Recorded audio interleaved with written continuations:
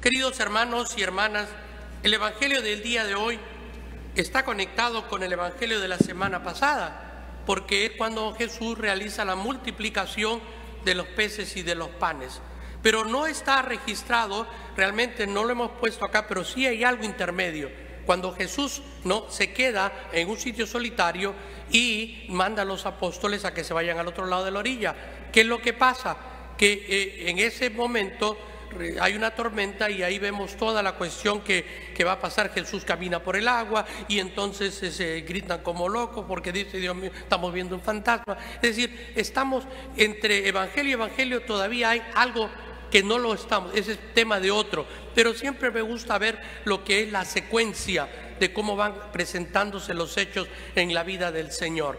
Entonces ahora tenemos que el Señor ha regresado a la otra orilla y la gente lo busca, y al buscarlo le pregunta: Maestro, ¿cuándo llegaste aquí? Y Jesús le va a hacer una pregunta, es decir, ustedes me buscan no por los signos. ¿Y qué son los signos? Para Juan los signos son los milagros, para los otros evangelistas son milagros, pero el signo, ¿qué significa el signo para Juan? El signo para Juan es que el reino de Dios está presente, y que está haciendo estas obras maravillosas para demostrar la divinidad de Jesús. Entonces, esos son los signos de que habla Juan, porque en Juan no vamos a hablar de milagros, vamos a hablar de signos. Y entonces esto es lo que dice claramente: ustedes me andan buscando por haber visto signos, sino por haber comido de aquellos panes hasta saciarse.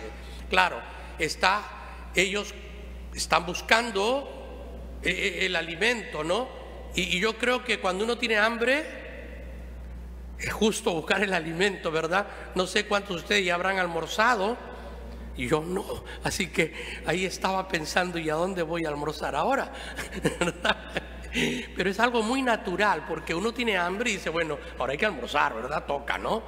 Y eso es lo que... Pero Jesús le dice: no busquen ese pan, busquen, y trabajen por el alimento que dura para la vida eterna, Esto es lo que nos pide Jesús. Entonces acá tenemos que ver, que entender una cosa que Jesús siempre nos va a tratar de llevar, porque nosotros como hombres, como seres humanos, como seres que viven en la carne, en el hueso, y tocamos y sentimos, miramos y sentimos hambre y sentimos necesidades, vivimos en este mundo material, pero hay un mundo espiritual que le da sentido a este mundo material.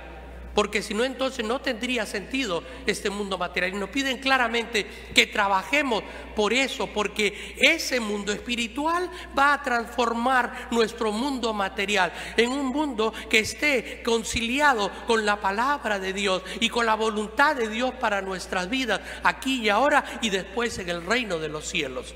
¿Por qué? Porque cuando nosotros recibimos la palabra de Dios y nos transforma y vivimos de acuerdo a esa palabra de Dios, ¿qué es lo que va a pasar con nuestra vida? Nosotros vamos a moldear nuestra vida de acuerdo a la voluntad de Dios, y al ejercer la voluntad de Dios vamos a caminar en caminos de santidad. Es decir, vamos a cumplir nosotros lo que tenemos que hacer para llegar hacia el cielo. Y entonces le dicen: Señor, ¿qué debemos hacer para realizar las obras de Dios? Y Jesús nos da la clave importante, nos da la clave de cómo nosotros podemos enraizar esa palabra de Dios en nuestro corazón. Nos dice: la obra de Dios consiste en que crean en aquel a quien ha enviado. ¿Quién es el que ha enviado Dios? A Jesús, su Hijo.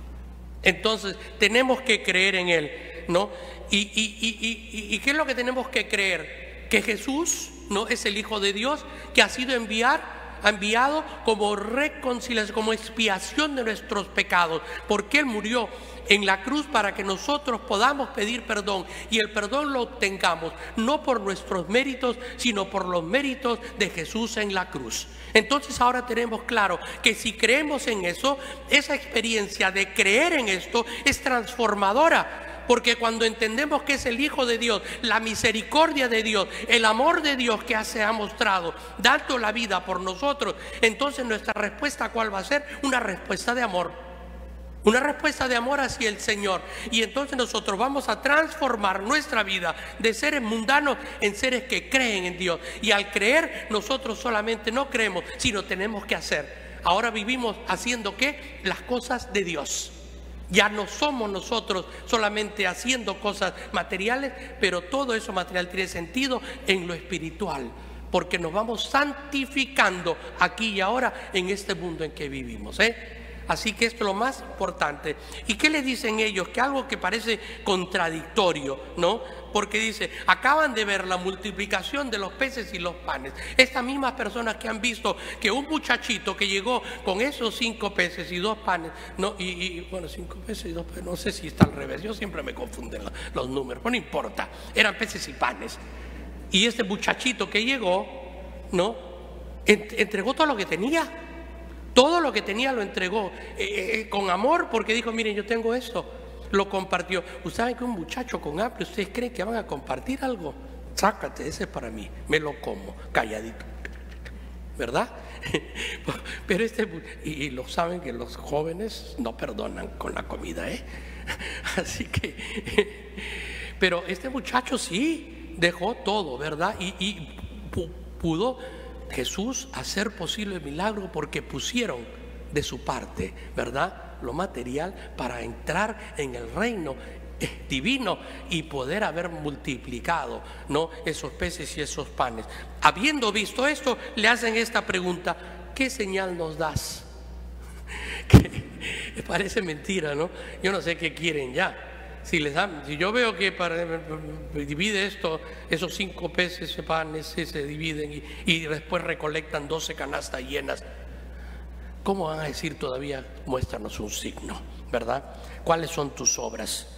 Porque dice, nuestros padres, ¿no?, nos dieron de comer pan del cielo, ¿no? Y entonces Jesús le responde, no fue Moisés el que dio de comer, es Dios que le envió el pan que le llamaron el maná del desierto, ¿verdad? Entonces ahora ellos preguntan, Señor, danos siempre de ese pan. Es decir, aquí vemos nosotros una como transformación, vamos entendiendo un poco cuando entienden, oye, entonces ahora danos ese pan bajado del cielo. ¿Y qué es lo que dice el Señor? Yo soy el pan de vida. Fíjense lo que hay ahorita. ¿Se acuerdan de Moisés cuando estaba en la hoguera, en el burning bush, que nunca, que no se quemaba, el arbusto que no se quemaba, ¿verdad? Entonces, ¿qué pasa cuando está en el arbusto que no se quema y le dice el Señor, quítate los sandalias porque estás en terreno sagrado? ¿Y qué le dice? Señor, dime quién eres, cómo te voy a llamar. ¿Y qué le dice? Yo soy. Nada más, ¿ok? ¿Y qué le está diciendo el Señor? Yo soy. En este instante Jesús se está revelando, ¿no?, como el Hijo de Dios, porque ahora Él está diciendo, yo soy el pan de vida. El que viene a mí no tendrá hambre y el que cree en mí nunca tendrá sed. Ahora, esto lo vamos a conectar profundamente ¿con qué? Con la Eucaristía. Porque Jesús, continuando en este discurso eucarístico, ¿qué va a decir? Él va a decir, no, el que coma de mi cuerpo y beba de mi sangre tiene vida eterna, porque yo soy el pan de vida. Y entonces los judíos se van a escandalizar. ¿Por qué? ¿Cómo vamos a comer el cuerpo y vamos a tomar? No somos caníbales, ¿verdad? Y entonces la gente se va a empezar a ir. Y Jesús va a mirar a sus discípulos y le va a decir, ¿y ustedes también quieren irse? Y Pedro le va a contestar, Señor, ¿a quién vamos a ir? Si tú eres el único que tiene palabras de vida eterna, ¿no? Entonces, ¿qué es lo que nos está diciendo el Señor?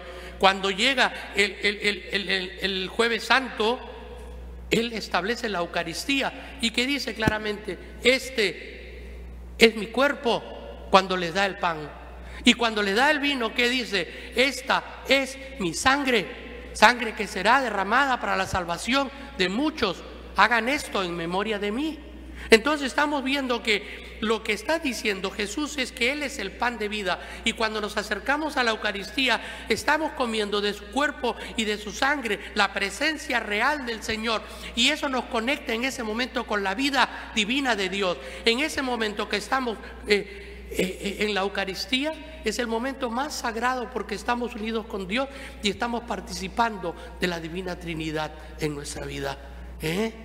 Es Dios mismo que se nos hace presente para cada uno de nosotros, para poder transformarnos, cambiarnos. En ese momento el poder transformador del Hijo de Dios está en nosotros. Es el Espíritu Santo, porque nosotros no podemos dividir a Dios Padre, Dios Hijo y Dios Espíritu Santo. Recuerden, la Trinidad es una unidad, comunidad de 3 personas, pero que trabajan conjuntamente, están tan unidas que no se pueden separar, ¿verdad? Y es por eso que es importante que entendamos lo que el Señor nos está ofreciendo.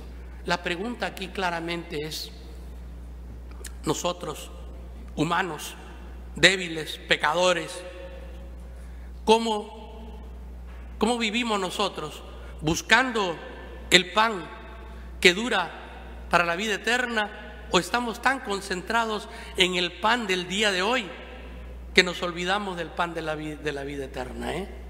¿Cómo vivimos cuál es nuestra fe, nuestra espiritualidad? Mira, yo creo que todo el mundo tiene fe, pero ¿saben qué pasa con la fe del que no creen? O sea, creen pero no tienen confianza que el Señor va a cumplir.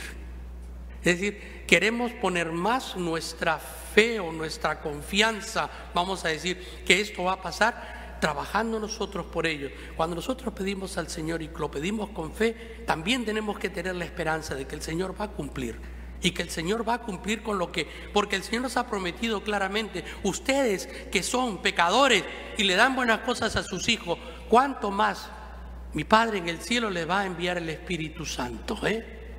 ¿Por qué? Porque ese es precisamente el Espíritu Santo, nos sirve a nosotros para poder entender la vida, para poder hacer las cosas buenas que el Señor quiere que hagamos, para poder entender los misterios de la Eucaristía, para poder entender los misterios del reino de Dios que está aquí presente cada vez que nosotros hacemos algo bueno por amor a alguien, no por amor a Jesús. Lo hacemos, y entonces lo estamos haciendo porque vemos en el rostro de Jesús a esa persona. Y eso solo lo hacemos cuando estamos llenos del amor de Dios en nuestra vida.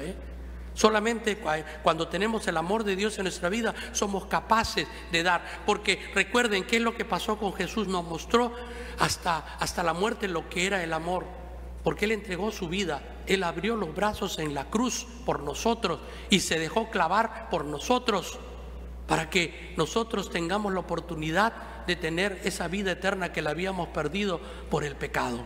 Por eso, queridos hermanos y hermanas, el día de hoy el Evangelio nos invita a pensar: ¿cómo vivo yo mi vida?